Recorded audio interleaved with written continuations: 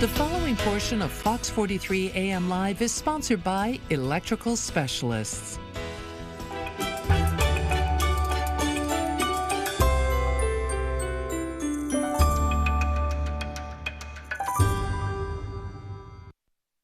Welcome back to Fox 43 AM Live. Joining us now is Brandon Hogan with Electrical Specialists, along with Alex Bueller with Bueller Home Inspections. Good morning, guys. Good morning. So, Brandon, we've been going through the series of what people should know with the electrical wiring when buying or selling a home. We know we've learned about paneling, devices. So, what's next for us today?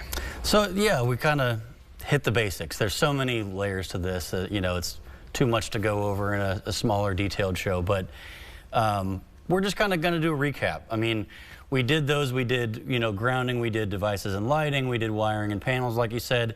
So today I brought in Alex Bueller of Bueller Home Inspections to kind of give an actual from the horse's mouth, the authority kind of giving us what does he do? I mean, like Alex, kind of what is your process? What do you? Well, actually, first, tell us a little bit about you.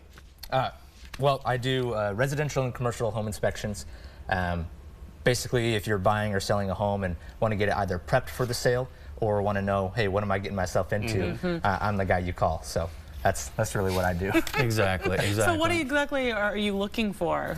Any safety hazards or issues that could cause problems, or just maintenance regulated things that you're going to want to know about. So basically, I tell people, hey, what I'm creating is a really long honey-do list for you and your spouse to work through.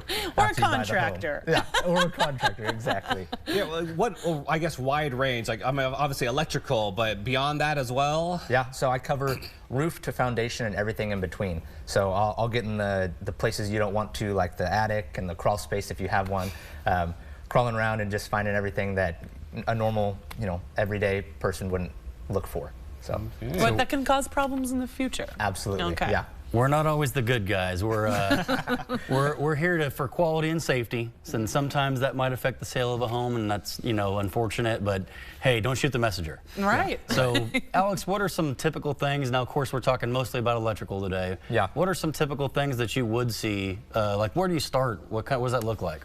So for electrical, what I do is I start off, you know, running around the outside of the house looking for the entrances. So anything coming into the house that's electrical related, make sure it's all wrapped in conduit and things like that, so it's not exposed to get tore up by your weed eater when you're working around the outside of the house. And then we go inside, we check all the outlets, all the receptacles, and then we obviously go to the electrical panel, remove the cover, and look for any safety hazards in there. So that's a big one. You mentioned outside where you start. I think a big one that happens a lot, and I mean, you can vouch for this, is the wires going into the riser at the top. Right. They get split, they get old. Topeka's an older city. Yeah. They used to just let us tape them up. A couple of years ago, they said, hey, well, if they're cracked on top, what do you think is inside the pipe? So they've changed a lot of rules around here, which is for your benefit. Right. I'm sure you see that a lot. Is that true? Absolutely, yeah.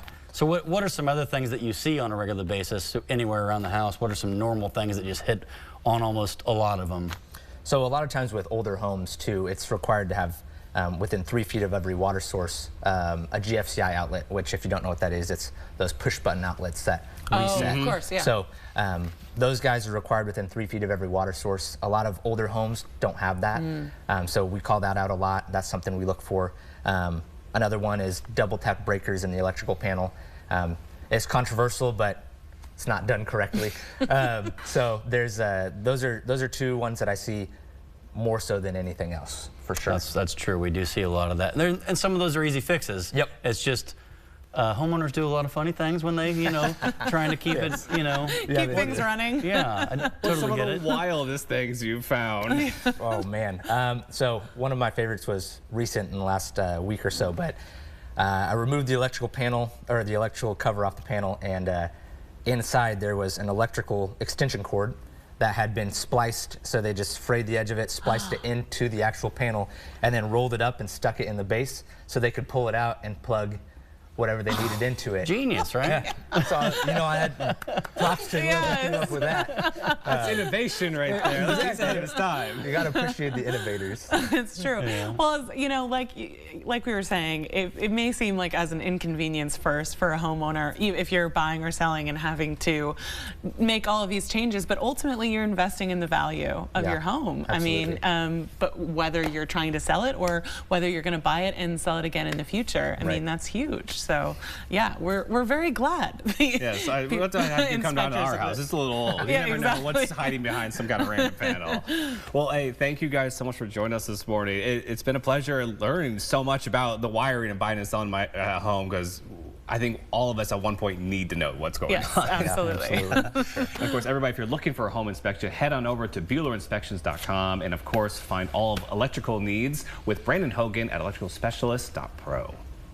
The preceding portion of Fox 43 AM Live was sponsored by Electrical Specialists.